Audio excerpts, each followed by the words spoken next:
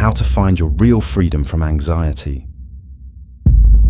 Your mind is constantly racing, worries about the future, regrets about the past, and endless what-ifs are pulling you into a spiral of anxiety. But what if there was an ancient wisdom to quiet these thoughts, bring your mind into peaceful clarity, and finally free yourself from the prison of anxiety? In this video, I'll show you how to apply Zen Buddhist teachings rooted in 2,500 years of wisdom to transform your anxious thoughts into a calm, clear, and centered mindset. Miss this, and you might remain trapped in your anxiety, but watch through and change your life starting now. Part 1. Akira's struggle with anxiety. Akira is overwhelmed with anxiety much like you. He experiences constant worry, racing thoughts, and physical symptoms that drain his energy. But every time he tries to find peace, something inside him clings to the worry.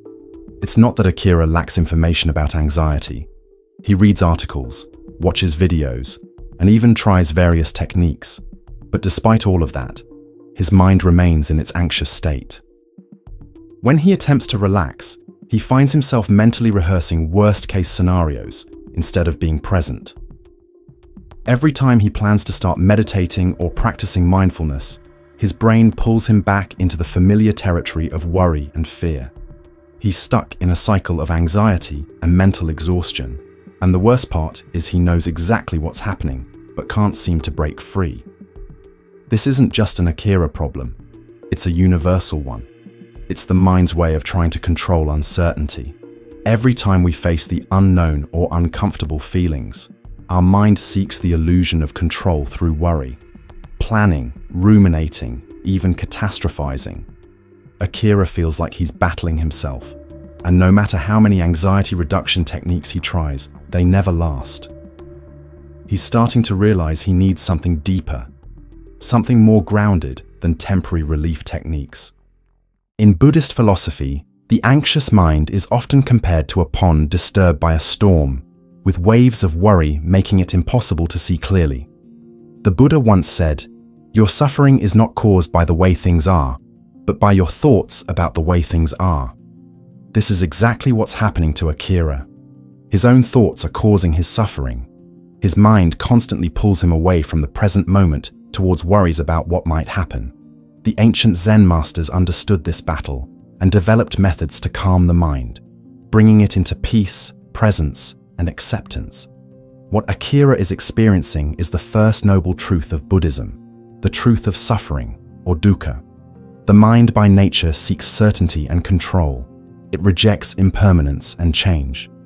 But Buddhist teachings, especially those that influence Zen practice, show us that this anxiety is not something to fight against with brute force. Instead, the first step is awareness. The mind creates anxiety because it seeks to protect us from uncertainty, but it's possible to shift this dynamic. Awareness is key. Once Akira becomes aware that his mind is naturally wired to create stories and scenarios to feel in control, he can stop being so hard on himself. This is the first lesson in Zen Buddhist practice. Before trying to change the mind, you have to understand it. For Akira, the battle is clear. His mind is creating anxiety because it's wired to do so, but now he sees that the first step is not to fight his mind or force it to be different. It's about awareness. When Akira becomes aware of his mind's tendency to worry, he stops trying to suppress his anxiety and instead acknowledges the role his mind plays in trying to keep him safe. But rather than give in to those protective tendencies, Akira learns to observe them without judgment. This is a core principle of Zen Buddhist practice. Before you can transform your thoughts, you must first become aware of them. Awareness is only the first step. Now that Akira has seen his mind for what it is, how does he move forward? The next phase of Zen Buddhist teaching guides him how to release the grip of anxiety and flow with impermanence rather than fighting against it. Part 2. Embracing impermanence. Akira realizes that his old methods, trying to control his anxiety, pushing away uncomfortable feelings, aren't working. So he starts looking for deeper wisdom. That's when he discovers the Buddhist teaching of anicca, or impermanence. The ancient teaching speaks about the constantly changing nature of all things. Nothing remains the same. Everything arises and passes away. One of the Buddha's core teachings resonates deeply with Akira. Everything that has a beginning has an ending. Make your peace with that and all will be well. This confuses him at first. How can accepting that everything changes lead to peace? But the more he reflects on it, the more he understands that maybe the reason he's been struggling so much is because he's been fighting against life's natural impermanence, against his own changing emotions. Akira starts to wonder, what if freedom from anxiety wasn't about controlling his thoughts? What if there was a way to approach his feelings that didn't involve constant resistance? The Zen Buddhist approach, rooted in this ancient wisdom, suggests that maybe the solution isn't to fight harder, but to stop fighting altogether, to find peace within the ever-changing nature of life. The concept of non-attachment teaches something that feels counterintuitive in today's world, that by accepting the impermanent flow of life rather than resisting it, we can actually find peace.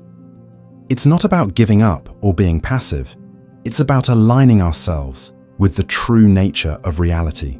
When we grasp too tightly, suffering increases, but when we hold things lightly, recognizing their transient nature, we move through life with less anxiety. Akira begins to see that his constant battle to control his thoughts and feelings only makes his anxiety worse. By embracing this ancient Buddhist wisdom, he realizes that it's possible to face uncertainty without being consumed by it. Instead of viewing his anxious feelings as enemies, he starts seeing them as temporary waves in his consciousness. Akira starts applying non-attachment in his life. Instead of fighting against every anxious thought, he learns to approach them with curiosity.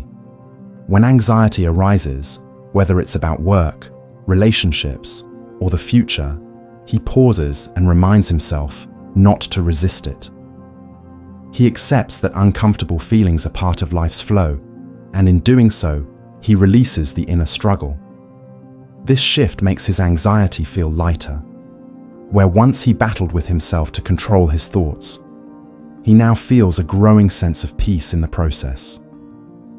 This is the next step in Zen Buddhist practice, releasing resistance and finding harmony with impermanence. Now that Akira has started to accept the changing nature of his thoughts and feelings, he needs to learn how to cultivate stillness and present moment awareness to deepen his journey. Part 3. The power of mindful presence. Akira's journey continues as he searches for ways to ground himself in the present moment. That's when he encounters Zazen, or seated meditation practice.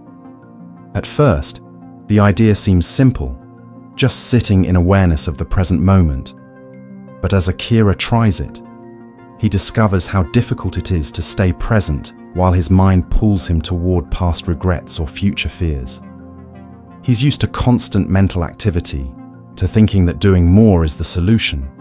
But as he learns from Zen master Thich Nhat Hanh's teachings, the present moment is the only moment available to us, and it is the door to all moments. Akira begins to realize that true freedom from anxiety doesn't come from constantly trying to fix himself. It comes from being fully present. Through Zazen, Akira experiences a powerful shift. Instead of his mind feeling torn between past and future, it starts to settle in the now. Just like muddy water in a glass becomes clear when left undisturbed, Akira's mind becomes more peaceful the more he practices present moment awareness. It's in these moments of mindful presence that he starts to see his anxiety for what it really is. Not a permanent part of himself, but a temporary state of mind that arises and passes away. Akira realizes that his constant need to control the future was what made his mind so anxious. In mindful presence, he finds a spaciousness in his awareness, a peace he hadn't experienced before. Instead of being caught in the grip of anxiety, he takes a step back, practices Zazen, and learns to rest in the present moment. In the quietness of now, he discovers his own inner strength. This is the third step in Zen Buddhist practice, cultivating present moment awareness.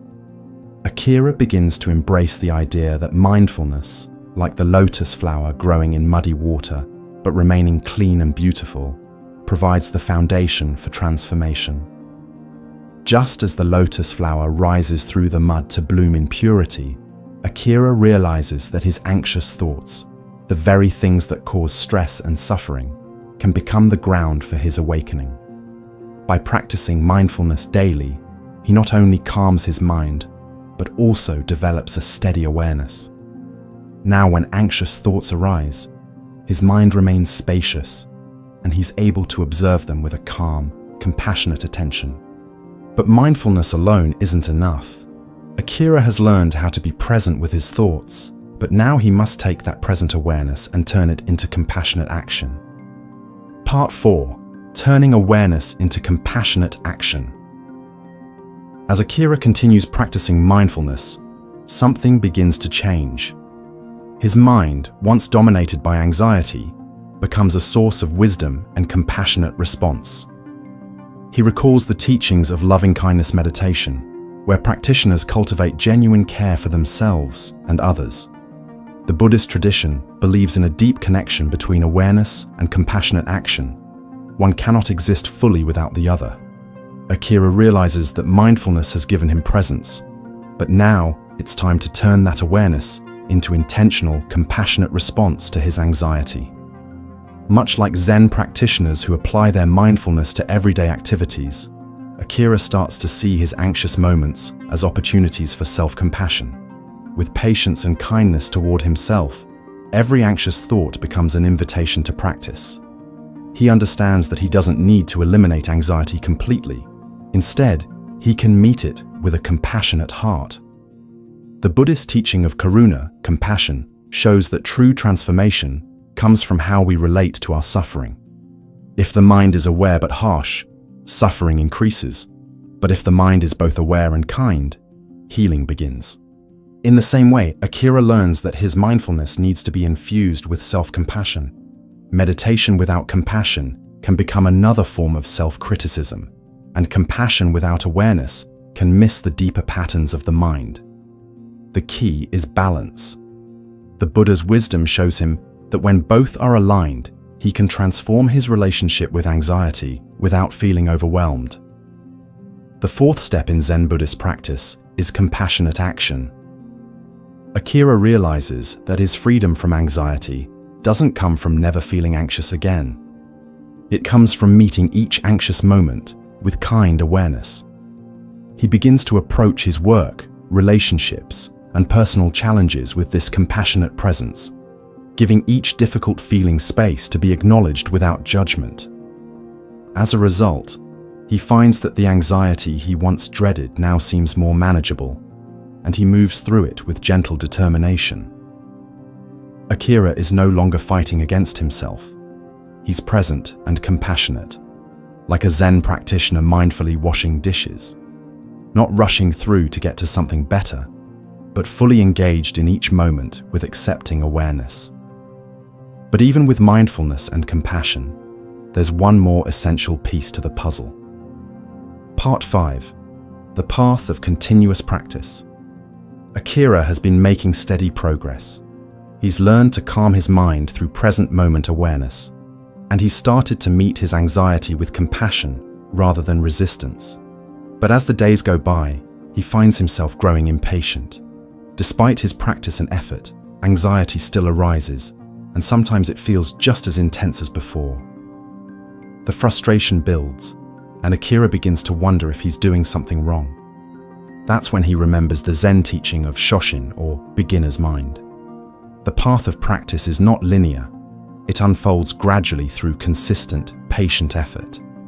In Zen, this is often compared to water slowly wearing away a stone, not through force, but through gentle persistence. Akira realizes that just like a dedicated practitioner, he needs to embrace the day-by-day nature of the path. The progress may seem slow, but rushing it will only create more resistance. Akira learns to appreciate the small moments of peace that his practice brings. By letting go of his expectations for immediate results, he finds that he is more at peace with his journey. Like the changing seasons, he knows that his transformation will continue, but it will happen in its own time. The art of patient practice becomes his final lesson in finding freedom from anxiety, and with it, he feels a growing sense of peace that extends beyond just the absence of anxiety. So where are you on this journey? Are you still fighting against your anxious mind, or are you ready to embrace the Zen Buddhist approach? Start with one step, whether it's practicing mindful presence, applying more self-compassion, or learning to be patient with your practice. Your freedom will come, but it will unfold in its own time. If this video gave you some insight, don't forget to subscribe to Moon Mind Temple, and let's continue this journey of finding true freedom from anxiety together.